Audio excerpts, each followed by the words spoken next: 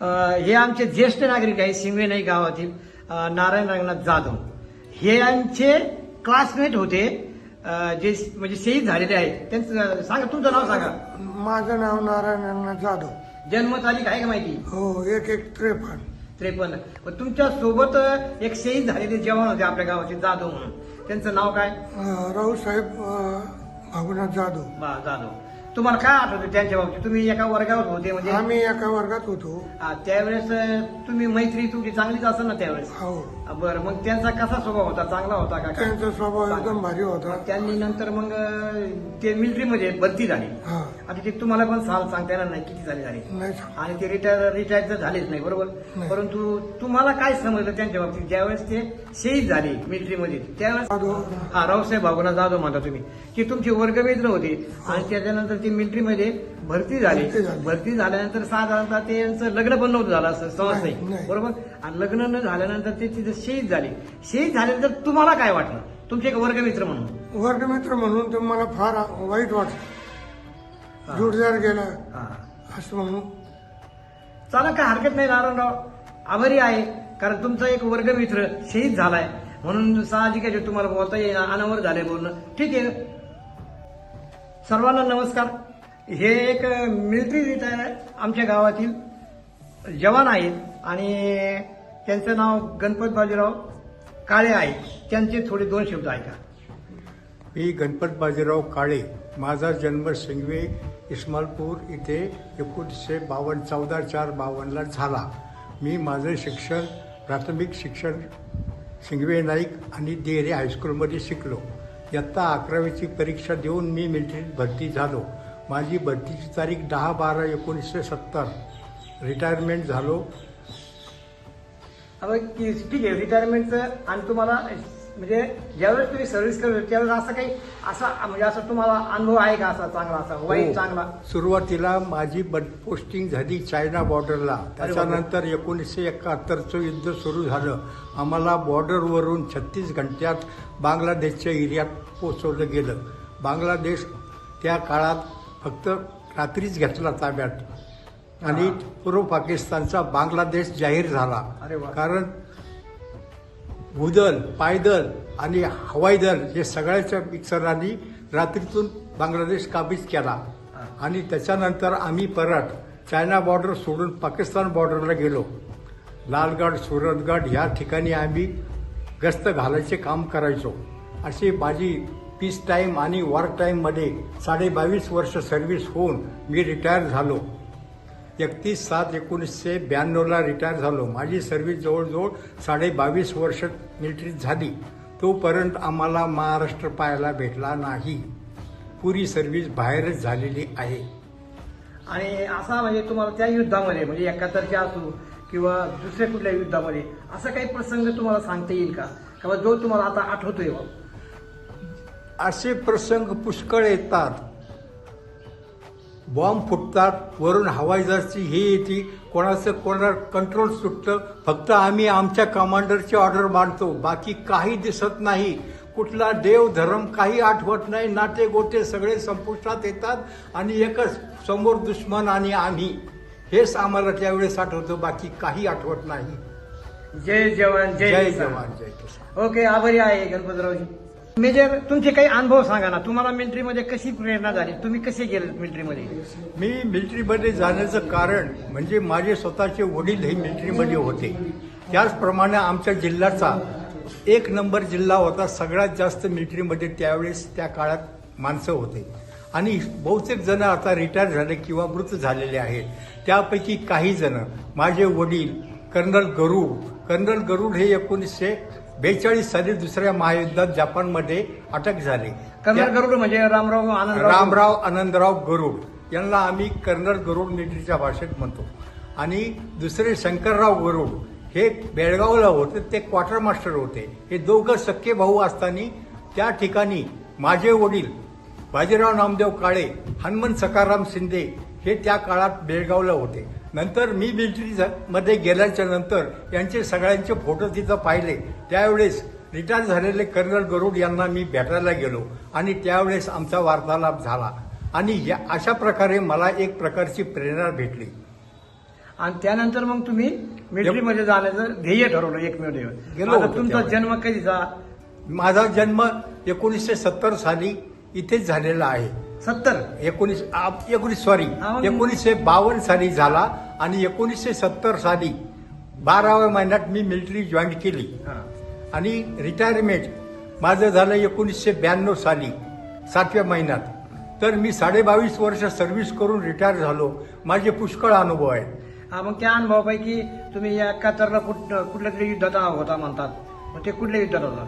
आम्ही 71ला अगोदर 1970 पासून माझी पोस्टिंग चायना बॉर्डरला झाली. तिथं काळा पाणी, नेपाळ हा भाग करून ज्यावेळेस युद्ध पेटले 1971चे आम्हाला बांगलादेशला जायची परवानगी भेटली आणि तिथून आम्ही 36 घंट्यात बांगलादेशचा एरिया गाठला आणि रात्रंदिवस सफर करून त्या ठिकाणी आम्ही युद्धात सामील झालो. रात्रीतून बांगलादेश हा आझाद केला. तो पूर्वी पूर्व पाकिस्तान होता, नंतर तो बांगलादेश जाहीर करण्यात आला. त्या लढाईमध्ये आम्ही भाग घेतला आणि नंतर आम्ही परत आमच्या बॉर्डरच्या ठिकाणी आलो. आता बांगलादेशच्या पूर्वी पूर्व पाकिस्तान होता तो, बरोबर? पूर्व पाकिस्तान. मग आपण भारताने जास्त मदत केल्यामुळं युद्ध आपण जिंकलं. बांगलादेश नाव दिलं त्याला. ओके. अजून काही आठवतंय का तुम्हाला अशा गावातल्या आणखी व्यक्तींच्या बाबतीत जे म्हणजे स्वातंत्र्य सैनिक किंवा इतर तुमचे म्हणजे बंधू म्हणजे मिलिटरीमध्ये गेलेले त्यांच्या बाबतीत काही आहे का? नाही. बरं, तुम्ही एखाद्या वेळेस समजा तुम्ही ज्यावेळेस सर्व्हिस करायला गेला, चायना बॉर्डर असो किंवा पाकिस्तान बॉर्डर कुठे असो, त्यावेळेस तुम्हाला भाषेची काही अडचण आली का? सगळीकडे हिंदी असेल. हिंदी भाषेची बॉर्डर एरियामध्ये अडचण फक्त हिंदी येते, बाकी दुसऱ्या भाषा येत नाहीत. पण ज्यावेळेस आपला महाराष्ट्रीयन एखादा माणूस सिव्हिल असो किंवा मिलिटरीवाला असो, तेव्हा आल्यानंतर तुम्हाला काय वाटत होतं? आम्हाला एकदम आपला घरचा माणूस भेटल्यासारखा आनंद व्हायचा. त्या संग मराठी बोलण्याचं सौभाग्य आम्हाला त्यावेळेस प्राप्त व्हायचं, कारण मराठी बोलणारे माणसं फार कमी भेटतात. बरं, तुम्हाला मला एकच सांगायचं, आता मला पण ते आठवलं. ज्यावेळेस आम्ही साधारणतः साऊथ इंडियाच्या टूरला गेलो होतो आणि आमचे पैसे संपले होते, त्यावेळेस म्हटलं आता हे पैसे आम्ही तिघजणच होतो, बाय रेल्वेने गेलो होतो. पैसे संपल्यानंतर आम्हाला पण प्रश्न पडला, आता इथून आम्हाला जायचं होतं हैदराबादला जायचं होतं, परंतु डायरेक्ट रेल्वेने अहमदनगर, त्यावेळेस अहमदनगर, आता जायला नगर, इकडे यायचं ठरलं. पण नंतर माझ्या डोक्यात एक लाईट पडला, अरे आपल्या गावातले गणपतराव बहुतेक त्या कुठं होते तुम्ही? कर्नाटकमध्ये गुलबर्ग्याला. हा, गुलबर्ग्याला होते तुम्ही. आम्ही तुम्हाला शोधत आलो, तुम्ही आम्हाला मदत पण केली, म्हणजे पैसे पण दिले तुम्ही आम्हाला आणि आमची टूर म्हणजे सक्सेस झाली. पण आठवतं का तुम्हाला हे? आठवतं. Okay, thank you. नमस्कार मित्रांनो, हे आमच्या गावातील ज्येष्ठ नागरिक आहेत एकनाथराव जाधव आणि हे तंटमुक्तीचे अध्यक्ष आहेत आमच्या गावाचे. हे पण लक्षात ठेवा, कारण त्यांच्याकडून न्याय चांगला होतोय म्हणून त्यांना आपण सैनिकांच्या बाबतीत त्यांचे काय विचार आहेत हे मांडण्यासाठी समोर बोलू. नमस्कार. नमस्कार. तुमचं नाव सांगा. मी एकनाथ किसनराव जाधव, शिंगवे नाईक. माझा जन्म 1/6/1962 आहे. आता तुम्हाला या जवानांच्या बाबतीत जे आपल्या गावातले शहीद झाले किंवा जे स्वातंत्र्य सैनिक झाले किंवा थोडक्यात जवानांच्या बाबतीत आपल्या मिलिटरीचे गावातले जितके लोक गेले त्यांच्या बाबतीत तुमचे काय अनुभव आहेत? माझा अनुभव असा आहे का हे जवान एवढ्या मोठ्या संख्येने भारताच्या सीमेवरती आपल्या भारताचं रक्षण करण्यासाठी गेलेले आहेत आणि त्या गेल्यामुळं त्या ठिकाणी काही शहीद झाले, त्यांचं तर दुःख झालंय, पण काहींनी अगदी महायुद्धामध्ये आणि कारगिल युद्धामध्ये देखील भरपूर अशी कामगिरी केलेली आहे. आणि ह्या शहीद झालेल्या जवानामुळं किंवा आत्ता सध्या सर्व्हिसला असलेल्या जवानामुळं आमचं गाव जिल्ह्याच्या ठिकाणी नव्हे महाराष्ट्राच्या ठिकाणी त्याचं नाव निघतंय. शिंगवे गावाचं जवळजवळ 300च्या जवळपास आज आमचे शिंगवे गावामधून सैनिक त्या ठिकाणी कार्यरत आहेत आणि शहीद झाल्यांचा तर नामोल्लेख सुद्धा करता येणार नाही, एवढी संख्या शहीदमध्ये आहे. परंतु त्याच्यावरती खास असं कुणी प्रकाश टाकला नाही. तुम्ही त्याच्यावरती प्रकाश टाकताय म्हणून तुम्हाला धन्यवाद देतो. हा, मग आता जे शहीद झाले त्या बाबतीत त्यांचे नाव वगैरे सांगता आले तर छानच राहील. हो, रावसाहेब भागुनाथ जाधव हे एक शहीद झालेले आहेत. तसेच जगन्नाथ चांगदेव जाधव हे एक मिनिट तुम्हाला सांगतो.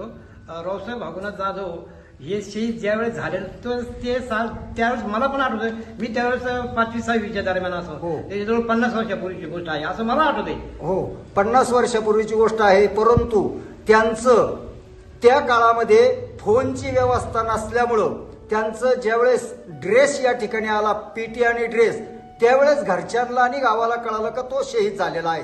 त्यांची बॉडी सुद्धा आमच्या गावाला मिळालेली नव्हती त्या काळामध्ये. हा, त्यावेळेस असं होतं हा. किंवा त्यावेळेस जो मिलिटरीमध्ये सर्व्हिस करताना युद्ध पातळीवर जर तो एखादा माणूस शहीद झाला हो. तर दळणवळणाच्या अभावामुळे ते बॉडी देत नव्हते, फक्त तार करायची त्यावेळेस.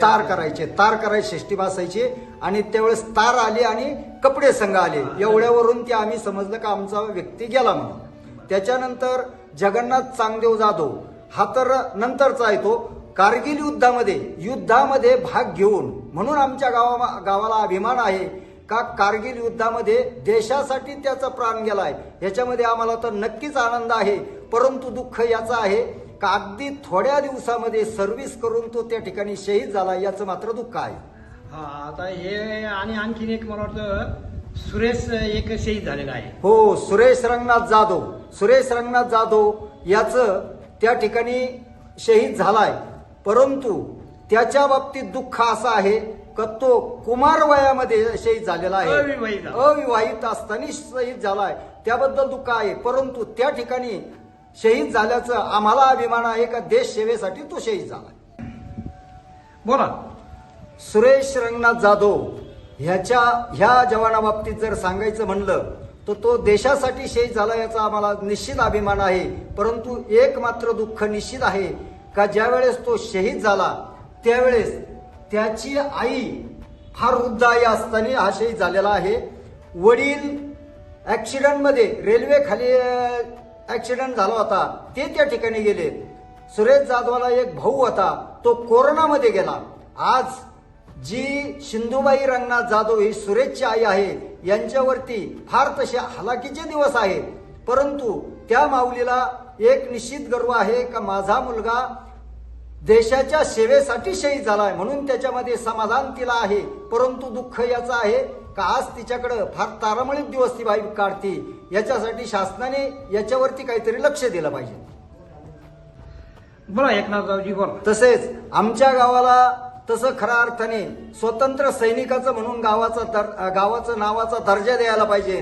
त्याचे कारण स्वतंत्र सैनिक आझाद हिंद सेना ज्यावेळेस सुभाषचंद्र बोसनी स्थापन केली होती, त्यांच्या नेतृत्वाखाली आमच्या गावचे ज्येष्ठ नागरिक किसनराव तात्याबा जाधव हे त्या काळामध्ये त्या सेनेमध्ये होते. तसेच भागोनाथ पांडुरंग कोहकडे हे देखील त्या सेनेमध्ये होते. तसेच नामदेव केरू जाधव हे पण त्या सेनेमध्ये होते. विठ्ठल यादव जाधव हे देखील त्या ठिकाणी सेनेमध्ये होते. स्वतंत्र सैनिक म्हणून त्यांना दर्जा मिळालेला आहे. तसेच पुन्हा दुसऱ्या महायुद्धामध्ये जर सांगायचं म्हणलं तर आमच्या गावचं भूषण माननीय शंकरराव गरुड हे क्वार्टर मास्टर म्हणून त्या ठिकाणी दुसऱ्या महायुद्धाच्या वेळेस होते. तसेच महायुद्धामध्ये ज्यांनी भाग घेतला असे हनुमंत सखाराम शिंदे, तसेच कर्नल ज्यांना पदवी मिळाली असे रामराव आनंदराव गरुड हे देखील. एक मिनिट. कर्नल पदवी म्हणजे ही कोणी दिलेली नसती, ती मिलिटरीमध्ये ते एक पद असतं, बरोबर. हा, बोला. ज्यांना पद मिळालं ते देखील रामराव आनंदराव गरुड हे देखील त्या ठिकाणी सर्व्हिसला होते. ते दुसऱ्या महायुद्धामध्ये होते. तसेच नानासाहेब मारुती जाधव, गुलाबराव माधव जाधव, तुकाराम किसन शेळके अजून बी आहेत. परंतु माझ्या वयानुसार मला ते बाकीचे आठवत नाही. परंतु एवढ्या लोकांनी दुसऱ्या महायुद्धामध्ये देखील आपल्या स्वतःचं त्या ठिकाणी योगदान दिलेलं आहे. म्हणून आमच्या गावाला त्यांचा सर्वांचा गर्व आहे. बरं, आता तुम्ही हे जे इतके तुम्ही मगाशी आकडा सांगितला 300+, हा. म्हणजे इतके जवान आपल्या गावातून आजही कार्यरत आहे. हो. ह्या जवानांच्या बाबतीत गाव पातळीवर तुम्ही एक जबाबदारी म्हणजे तुम्ही तंटामुक्तीचे अध्यक्ष आहात, तर त्यांच्या बाबतीत तुम्ही काही करायची योजना आखल्यात का, असे काही ठरवलंय का किंवा ठरवणार आहात का? हो, नक्कीच त्यांच्या बाबतीत अशी योजना ठरवली पाहिजे का आपण यांचा आदर्श घेऊन नवीन पिढी देशाच्या सेवेसाठी पुढे जाण्याकरता त्यांना उत्स्फूर्त केलं पाहिजे. आणि त्यांच्याकडून त्यांचा आल्याच्या नंतर त्यांचा सत्कार, त्यांचा सन्मान हा गावाने नेहमी केला पाहिजे. रिटायर होताना असो किंवा सुट्टीवरून जरी आले तरी त्यांचा सन्मान केला पाहिजे. तसेच देश सेवेत कार्यरत असताना किंवा रिटायर झाल्याच्या नंतर गावामध्ये ते जे कार्यक्रम असतात, सार्वजनिक कार्यक्रम, यांच्या हातून तो कार्यक्रम केला पाहिजे, हे माझं म्हणणं आहे. ओके, आभारी आहे एकनाथरावजी. धन्यवाद.